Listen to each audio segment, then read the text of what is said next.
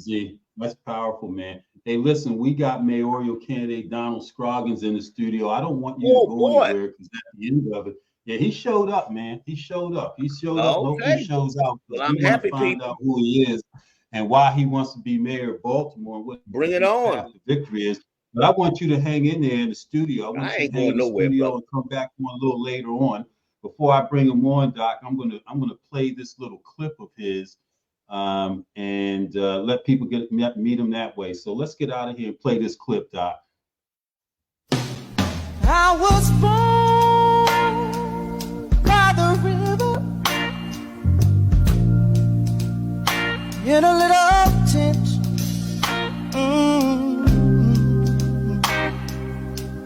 Like the river I've been running ever since. It's been a long time coming, but I know change gonna come. And I'd like to welcome to the studio now mayoral candidate Donald Scoggins. Donald Scoggins, how you doing today? Welcome to I'm Wake Up doing fine, Baltimore. Mike. I really appreciate you having me on. Can you hear me okay? Oh, we hear you absolutely wonderful, man. We want to hear you even louder, man. How do you, first of all, who are you, sir? Who are Okay. you and what high school did you go to in Baltimore? Okay. Where do I go to in Baltimore City? What did you say? I didn't hear that. Well, what high school did you go? There's a saying in Oh, high Baltimore, school. we Okay. know I you did by not. what community you grew up and what high school you grew up in Baltimore.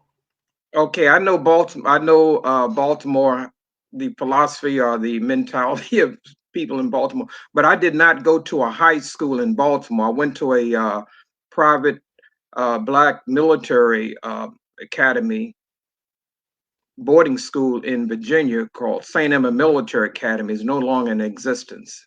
It was a Catholic school, and I graduated from there, and then I went to college. So I did not go to a high school there. And before I came to the school in Virginia, I was raised in Tulsa, Oklahoma, along the fabled Black Wall Street. Black Wall Street, Black Right. Wall Street, Tulsa, Oklahoma, huh? Isn't that where the Correct. original Black Wall Street was? Right. My dad was an electrical contractor, and he wired many homes and churches and businesses in the black community of North Tulsa. And that actually has been the foundation of my mindset today, and the reason why I'm one of the reasons why I'm running for mayor of Baltimore. And before I go too further, I just want to say, Dr. Z, you were just on target. I swear I never heard someone speak so passionately about that. And I think one of the problems that we have as a people, I would say as black people, is that when we get to a certain point in life, we do not realize, or we have not come to the realization of when we have enough. You know, there's such a thing as having not knowing when we have enough. And what Dr. Z mentioned is the fact that he mentioned money, and money, I hate to say, is the root of all evil. And that's one reason why I'm running too, because I mean, I'm not rich, but I do feel that I do have enough and I can give back to the community So because I feel, yes. you're just rich with one, you're just rich. You're not rich, you're just rich. Is that what you're saying? Well, I'll put it like this: I can go to Outback Steakhouse every now and then. Oh man, I'm just messing with you. So I know. why you said one of the reasons, and we played the clip of you running down abandoned homes, and first of all, let's let the viewers know that you're running as a Republican candidate for mayor of Baltimore, which I believe the last one we had was in the early 60s. Mayor 63. McKeldin was the last Republican mayor. Why did you pick Baltimore to run for mayor here? What is your path to victory? Okay. Well, you know what, Mike? I mean, many people have asked me that question, and to be quite honest about it, I'm not really worrying about that. I feel that within our community, particularly within the Black community, we need to listen. We need to hear a different path. Baltimore has been run by the Democratic Party, as you said, since 1963. And as I've seen it, the city has deteriorated since then. And also, the politics in Baltimore are so entrenched that a Republican quite well can never win in Baltimore. And I think that that is a loss for the citizens here because they're not being exposed to another political view that I think was really helpful. And when I go back to the days when I grew up in Tulsa, Oklahoma, when you had the Black community was very much together. We weren't divided by this Republican versus Democrat thing. We were unified in terms of what is best for the community. And as I've seen Baltimore, it's so entrenched and it has gotten contaminated by politics, quite frankly. And Dr. Z was mentioning something earlier that was right on point, and that is everything is money, money, money, money. And the people who are left behind are those that are the most in need. And I'm a Republican, and I'm a Republican because I'm very economic based. I grew up, I guess you can say, during the civil rights era where we were very much community oriented, and we wanted what was best for the community, not what's best for politics. And you asked me why did I choose Baltimore? Well, I've been in the Virginia, Maryland, DC area since 1972. That's what's that, 51 years I've been in the area. And I'm an urban planner. I got a degree from Hampton in architecture. I got a master's in urban regional planning. So you went to an HBCU. So you're a product of a HBCU. Is that what you're saying? Right, Hampton, right. It was called Institute back then, but it's Hampton University today. And what got me to Baltimore is that in 2015, when the Freddie Gray incident happened, I came to Baltimore. That wasn't the first time I've been to Baltimore, but living in Virginia, I came to Baltimore because some clergy wanted to get together and, I guess they have a rally to do and pray and do whatever. So I came over to support that effort. And while I was over here, I had a chance to talk to a lot of the young people who were gathered at that event.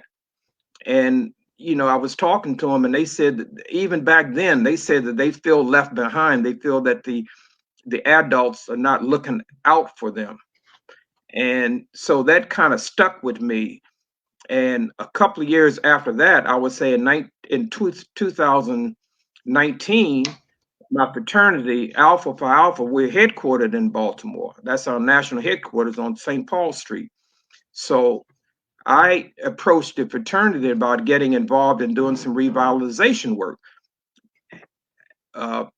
adding on to, which will sort of coincide with my background in housing, real estate, urban planning, and investment. So I figured tying all that together, I have the expertise to do what's necessary or what could be done in the city of Baltimore. And I found out that while poking around and checking with various agencies and talking with various other housing providers, they told me that Baltimore is a tough city to get anything done in. They said if you're not from Baltimore, if you hadn't been there forever, they don't like outsiders and things like that. And the politics is very entrenched. There's so much nepotism and this, that. I heard everything was negative. But then when I go out on the street and talk to, I would say, people that are not vested in Baltimore status quo, they are pining for change. They're pining for change. So what is the change, mayoral candidate? What is the change specifically? You mentioned housing. Matter of fact, the little clip we played of you showed dilapidated, deteriorated housing. The mayor just recently announced last night, and I think he's having a press conference this afternoon, talking about a $3 billion I read that. investment in the infrastructure of vacant houses in Baltimore, coupled with a TIF or a tax incentive, some tax incentive program, as well as investment for outside investors. What is your path to victory? Meaning, what are the tangible solutions that you have economically, crime and justice, education, in that order, for the people of Baltimore that they should consider you a Republican to what you said, no one's been elected since 63. You have one candidate, one of your fellow candidates used to be a Republican and switched over to the Democratic Party because he didn't see a path of victory as a Republican. But education, crime and justice, and social changes, what is your pathway to victory? What are you proposing for the people of Baltimore? Okay, let me just say this, Mike. Pathway to victory, that's very important. But also important is being truthful to the people. The people have not been truthful. The person you mentioned that was a Republican and switched over to Democrat, that person is basically joining what I would call is the problem. That person is joining a machine because of the entrenched nature in Baltimore.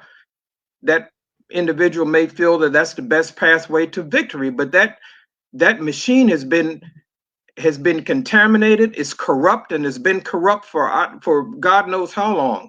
And just because it may be hard for me to win as a Republican, that is no reason not to try. I'll put it like that. That is no reason not to try. Now, you asked me about the economic education and everything. Baltimore has a 20% poverty rate. And being located in the mid-Atlantic and so close to Washington, D.C., and Baltimore has many wonderful educational institutions here. And you have quite a few financial management firms, banks. There's too much economics here for Baltimore to be in the state that it's in. And I feel that one reason why it's in that state is because the various how should I put it?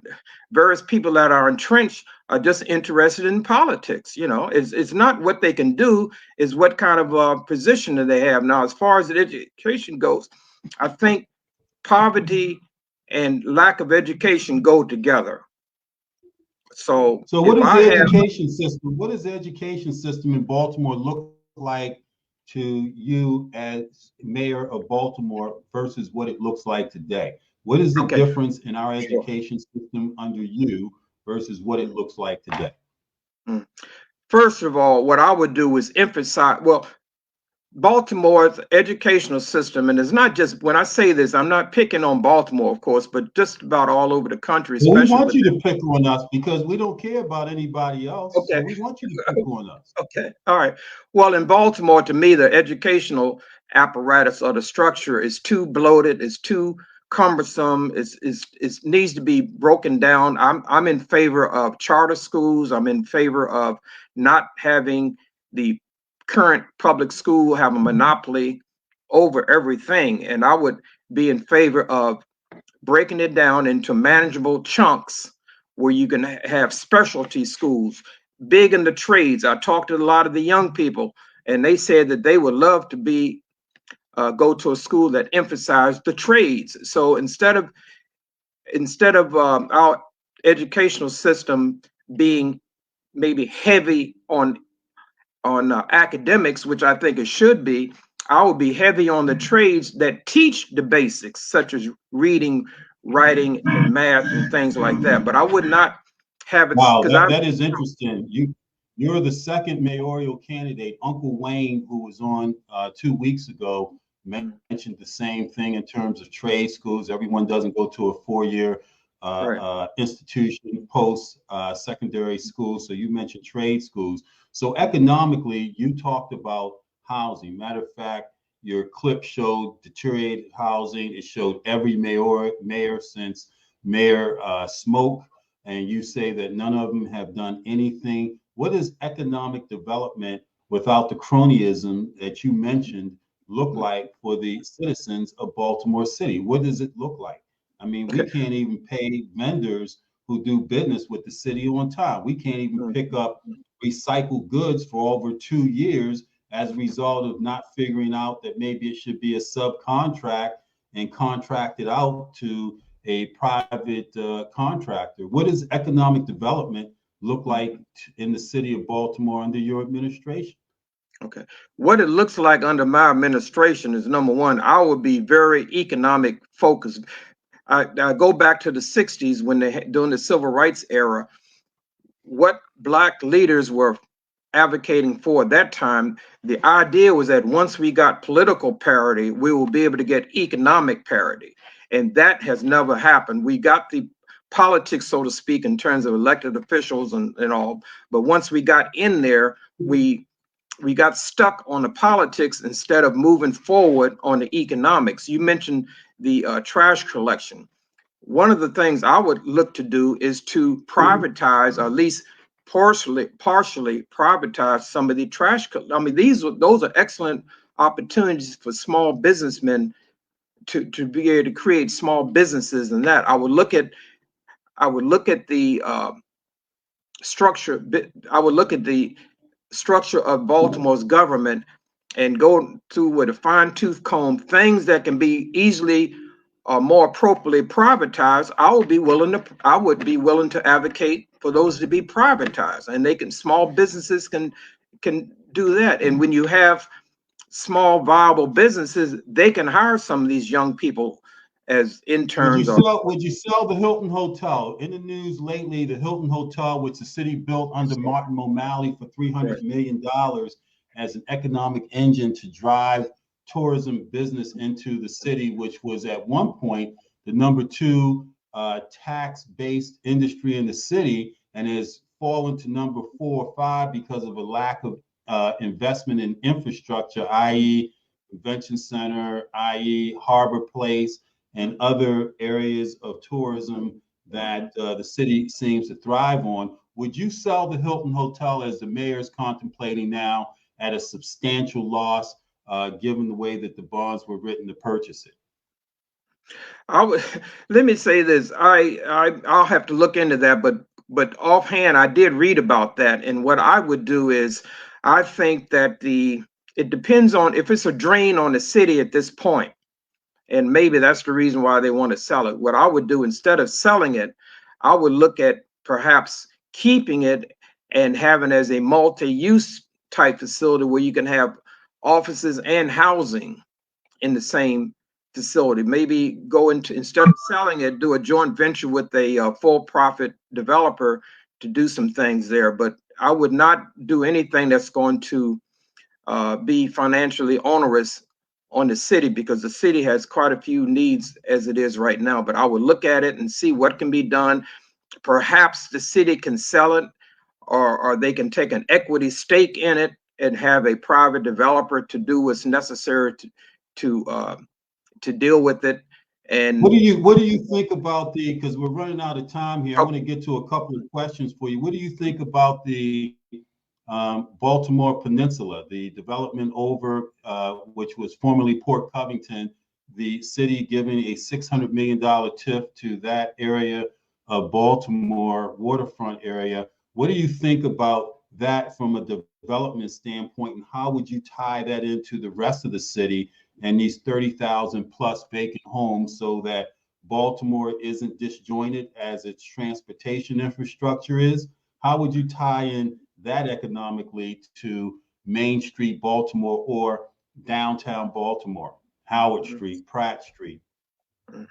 Well, I look at it like this. I'm very much for development and having a thriving city, but I would not carte blanche give $600 million in tax increment financing credits to a private business entity without having some type of extraction where some funds or some benefits can also go to the rest of the city. That is what's happened in Baltimore as I've seen it over the years.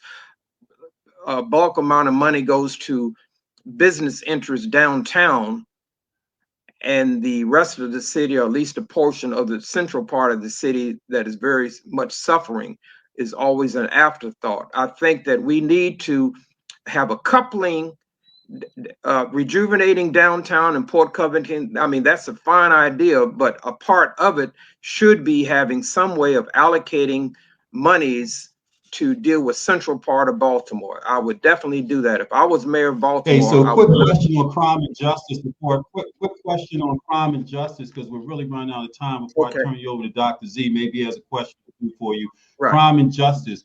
What do you support in terms of the crime and justice plan for Baltimore? Is it a proper measurement? Are you going to make a statement that you're going to keep murders under 200 people a year? Is that a good platform to run on, crime and justice, the murder rate, or is it tied in education? What's your thought about crime and justice? Is Ivan Bates, our current state's attorney, doing, or city attorney, doing the correct way of holding people accountable and locking them up? What are your thoughts about that? What does that look like under your administration?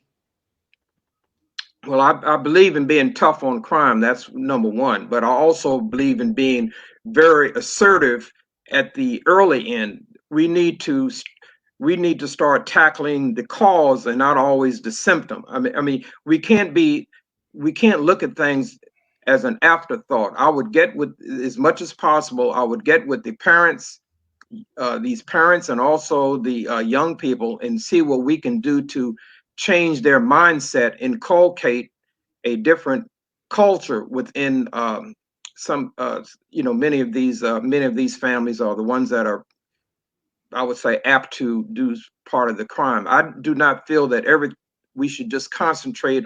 We should lock people up if they do the crime, but at the same time, we need to come up with some viable and measurable ways to change their way of thinking. I mean, if you notice, most of these people who are creating the crimes, if you back into it, you'll see that they come from homes many times where their parents probably weren't properly raised. So we need to do something to get to the root cause. Hey, Dr. Z, you got any questions? You got any questions?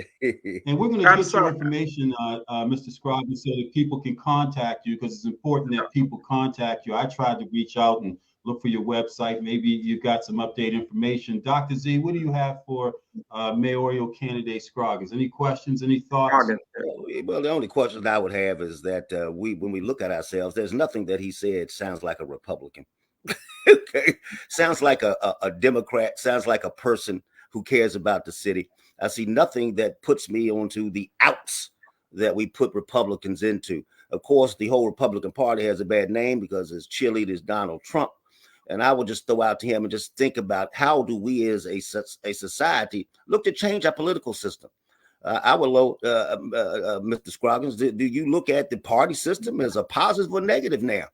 I've always been a person who advocates, I wish the system was partyless. So it does not sit back and put you with a bad grade before you open your mouth.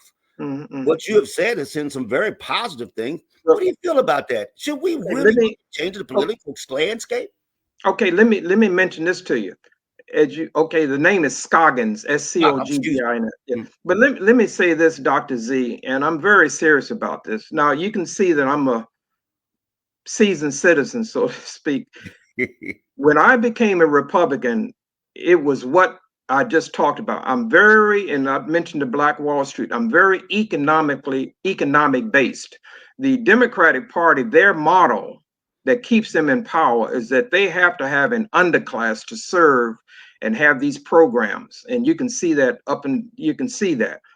that I'm considered a moderate Republican. I'm not an extremist. I'm very solution oriented. Mm-hmm. And one reason why I'm running as a Republican is because, number one, I've been there for about 60 some years. And number two is that I feel that the Democratic Party, the Republican Party is no saint, but I feel that the Democratic Party is too tainted. It's been part of the problem for 60 some years, especially within our community. And when you mention what I said does not sound Republican and all, if you go back to I would say to the founding principles of the party, I do sound like a Republican. The Republican basically were business-oriented people who manage resources within the fear and everything. And I grew up. So why don't you do what the other candidate does and switch parties and run as a conservative Democrat? Isn't that what a moderate Republican is? A conservative Democrat? Wouldn't that give you more? You know what? That may sound good, but from a political standpoint, number one, you have, let's see, 1, 2, 3, 4. You have 3 or 4 people that have already that are already in the race, even more than that, actually, already vying for the Democratic Party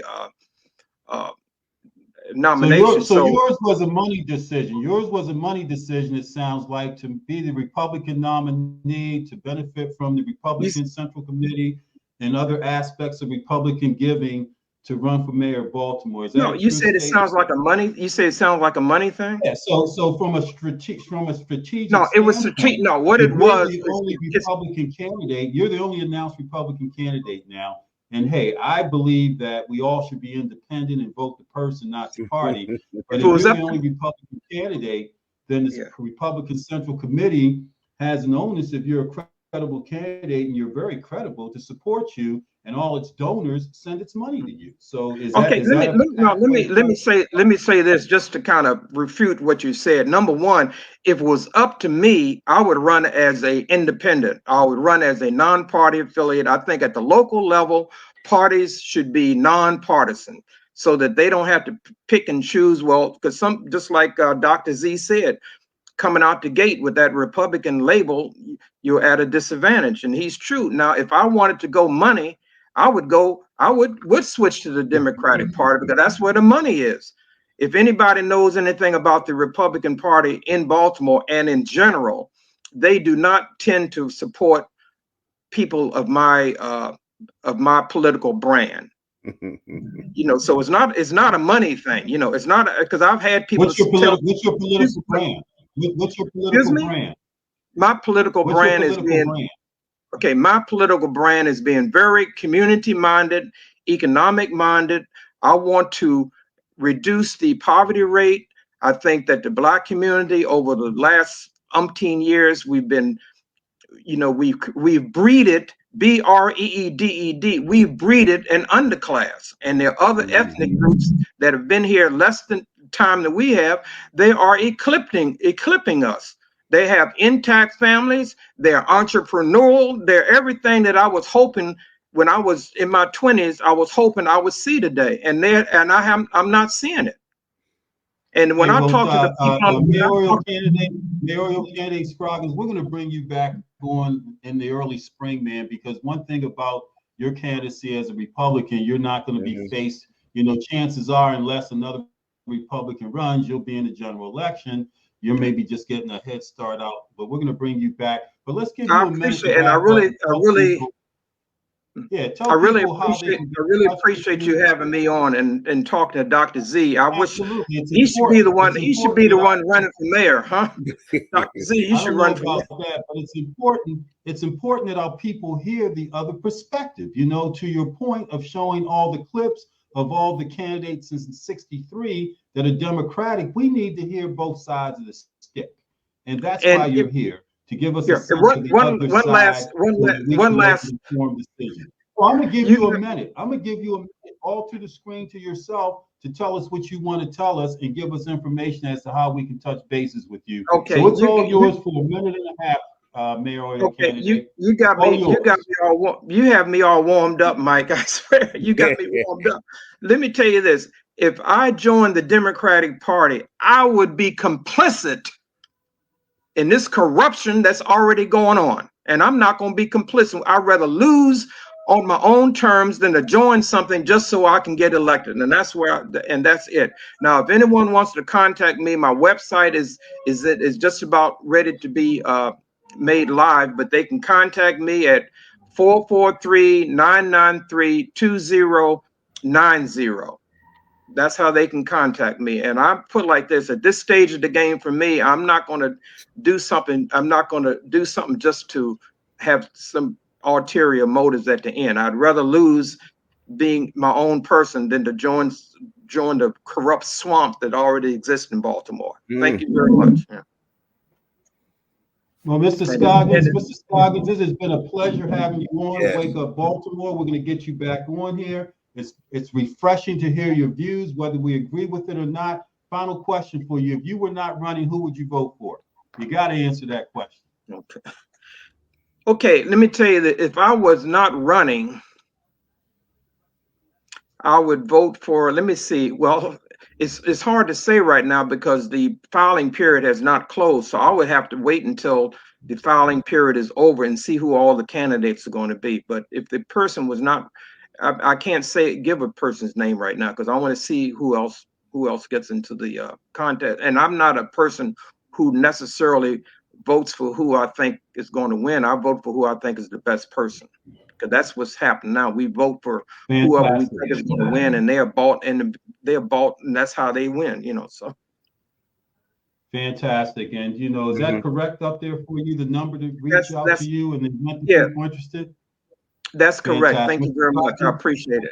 I will be in touch with you. I'll be in touch with you afterwards, man, so we can get you back on here and talk to you for a bit longer. Thank you for appearing on Wake Up. And I want to be in touch with Dr. Z too. You had me really warmed up. We working, baby. I'll make sure you guys get each other's information. Well, actually, you got each other's email addresses because that information went out. You guys can touch bases with each other. No problem. But thank you both for being here. Thank you very much. Dr. Z, thank you. Look forward to seeing you next week. Dr. Scoggins or Donald Scott. Great week. Hey, you're watching another episode of Wake Up Baltimore. Exciting episode today as we